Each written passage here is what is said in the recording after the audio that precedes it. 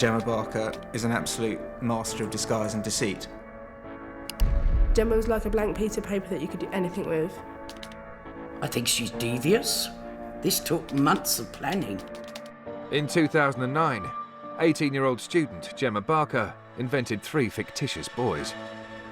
3 boys, 3 different names, 3 different personalities, 3 different styles. She was so clever, so clever. In disguise as these boys, Gemma seduced 2 of her best friends. You just don't think when you meet up with someone, do you? Like, oh, that's my friend dressed up. None of it seemed credible. This was just lies upon lies. It was only because she fell asleep that the whole house of cards came tumbling down. I thought, what do you mean, my boyfriend's a girl? We were all gobsmacked, we were all hoodwinked, coppers as well.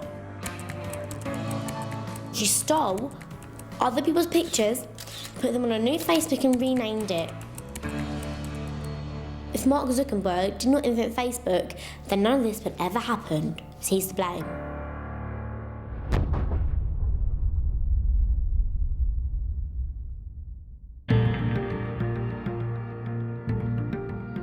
This is a story of sex and deception, a story that made headlines around the world. It's a story of a crime that begins on social networking sites. The victims were 2 innocent teenage girls.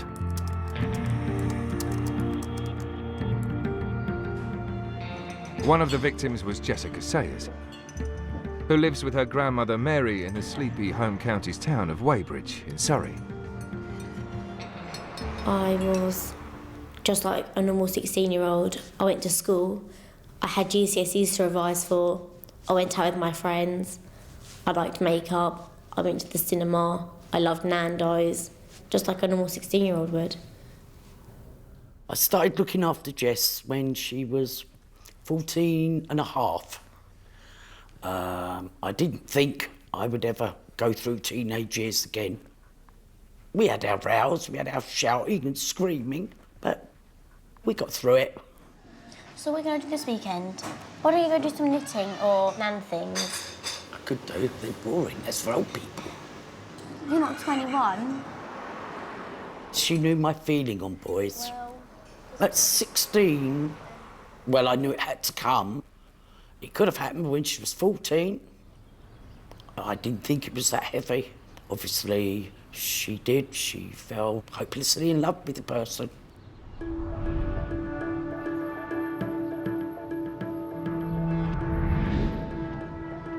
When she was 15, Jessica was best friends with a girl called Alice, who wishes to keep her real identity secret. Jess only came to our school like in year 10. We were about 15 at the time, 16. I became really good friends with Jess, and then we kind of all started mingling together. Alice was also good friends with fellow student Gemma Barker, though Gemma was 2 years older. I was always better friends with Gemma, and then like Jess only became friends with her like after me, so I kind of introduced her to Gemma. I didn't think anything of her really. She was a person that I just met, and she was older than us, and she could drive. So at that time, we obviously thought that she was a bit cooler than like some people our own age, because she could drive and we couldn't drive. We all got very close. What did I think of her? I didn't really. I thought she was too old for them. And I did say to Jess, she's too old for you and she should have friends her own age. But Jess said, no, she was a friend of theirs and she's got a car. And they were going out and about, but she drove too fast. So I said to her, tell her to slow down or else I will. Over the course of 2009, Jessica, Alice and Gemma became close friends.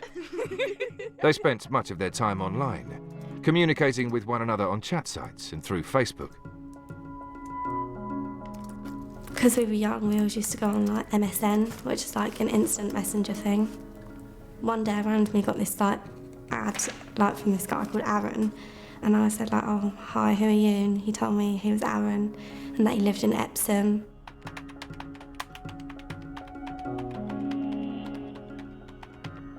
We were just talking for like a couple months or whatever. He was like paying me loads of compliments like that I'm so pretty and everything. He always used to be like, "Hi babe" to me.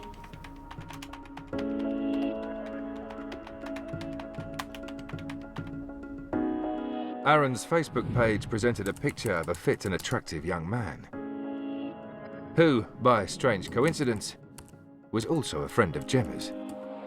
I saw loads of photographs of Aaron. I thought he was quite good looking. A couple of months later, Gemma said that she actually knew him and that she went round his house all the time and like was seeing his older brother Jack. I never met him at this point.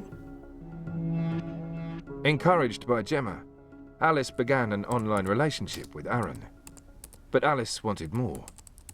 She needed to meet Aaron face to face. It took a while. He wasn't very like keen about meeting up. I think eventually like it got into Aaron's head that he had to meet me, otherwise I wouldn't talk to him anymore.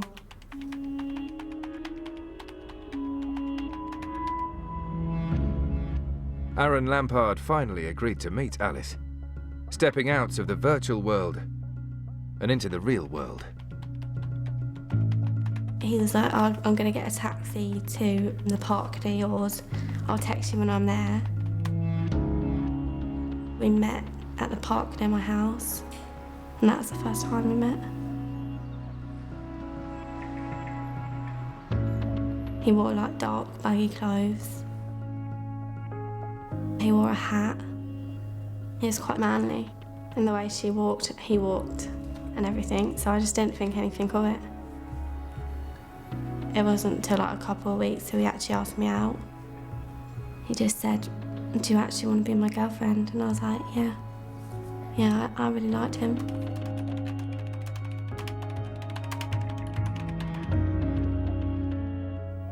I knew Gemma then for about 2 years and I didn't see any physical resemblance within Aaron at all. You just don't think when you meet up with someone, do you? Like, oh, that's my friend dressed up.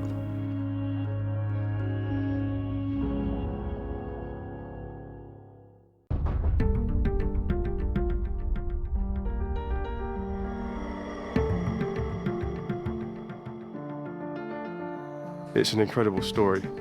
In terms of a tabloid story, this really had everything. It had two young, innocent victims, had a girl who dressed up as a boy and fooled the police. It's a story that kind of had everything. I'd been working on tabloid newspapers for the best part of 10 years, and it was one of the most intriguing, fascinating stories that I'd ever worked on.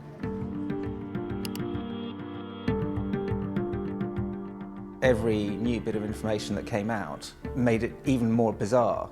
To consider that someone could attempt what Gemma Barker attempted, and that in itself seems pretty ridiculous. And then to be told that she did get away with it for so long, it seems unreal. A network of friends. 3 girls. Alice, Jessica and Gemma. 1 boy, Aaron Lampard. It's 2009. And Alice and Aaron are now in a steady relationship.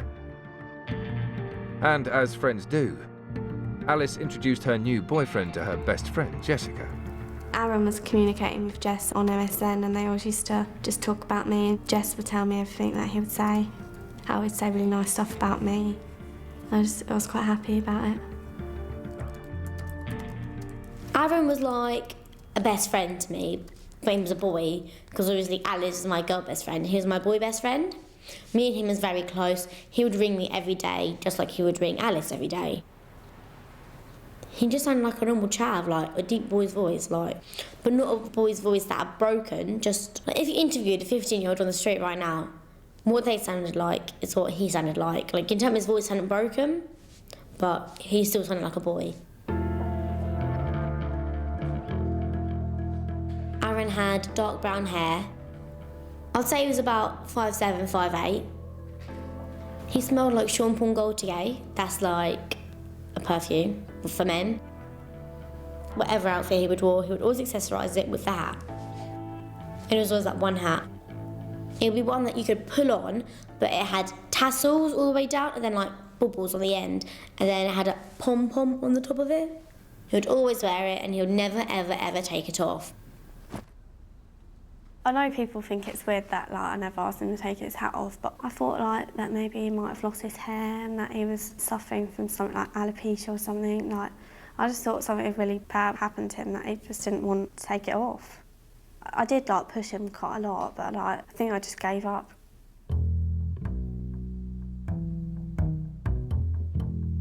The only slightest physical resemblance that I had noticed between Gemma and Aaron was their teeth. Gemma has cheeks like a chipmunk, and that's not me insulting her. She just has the chubbiest cheeks, but so do I. But she has the most perfect straight teeth ever because she had braces, same as Aaron. Me and Alice once said to him, "You and Gemma just look like brother and sister. Are you sure you're not related?" Aaron said, No, we're not related at all. And then he just left my house and we did not know why. Then he takes us saying, "Sorry, I had to leave, I felt sick." I have a perfectly capable toilet of holding sick, so why wasn't he just not sick in my toilet? Gemma was dating Aaron's older brother Jack, so Gemma would always tell me things about what he would say about me, that he really loved me and everything, so she said that she saw him quite often, and she'd show me pictures of them on her phone, but I never met any of the family members. But most of them were all dying, so... During the relationship, at any time that the relationship seemed in jeopardy or Aaron wasn't receiving enough attention, he would come up with a bold claim or some sort of tragic news. One was that his brother had drowned, and another one was that another brother had leukemia. This was just lies upon lies. Not content with killing off Aaron's fictional relatives, Gemma decided that Jessica ought to have a boyfriend of her own. One new Facebook account later, and she'd created Luke Jones, a friend of Aaron and the ideal boy for Jessica. Everybody's linked through Aaron. The day after Aaron and Alice got together, he said to me that his friend Luke wanted to talk to me. Aaron gave Luke my MSN address, so he added me, and then we was talking like that.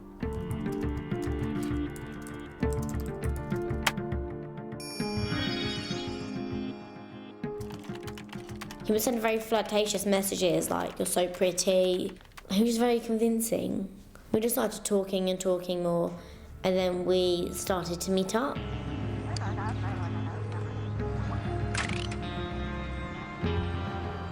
We just sit there and then we would talk, and would hug, and would kiss. He appeared very chavvy. He would have the spiked up hair, he would wear the snapbacks, the Nike Air Forces, the tracksuit bottoms, the hoodies, the Adidas jackets with the zip up, everything like that. He appeared very, very chavvy, and he spoke like a chav too.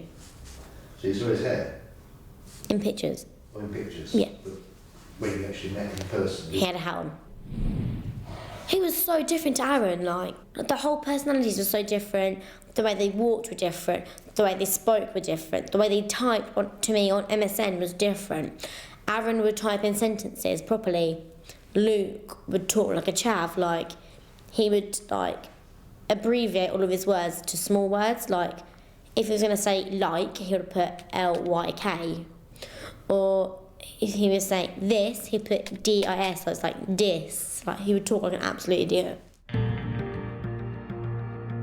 By the end of 2009, Gemma had two alter egos, Aaron Lampard and Luke Jones, complete with Facebook pages and networks of fictional friends.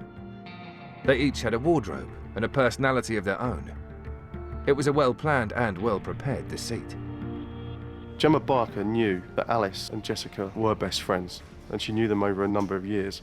And what she did to manipulate the situation was to speak to Jessica about what Alice liked in a boyfriend. She spoke to Alice what Jessica liked in a boyfriend, and from that she created the perfect characters to tempt both of them into having loving relationships with them. Gemma Barker had spoken to the girls when they were all friends, and they, as girls do, had spoken about the ideal boys. And she then set out to create these ideal boys because she feared that she was going to lose them as friends, and that by creating these boyfriends, she would still be friends with them.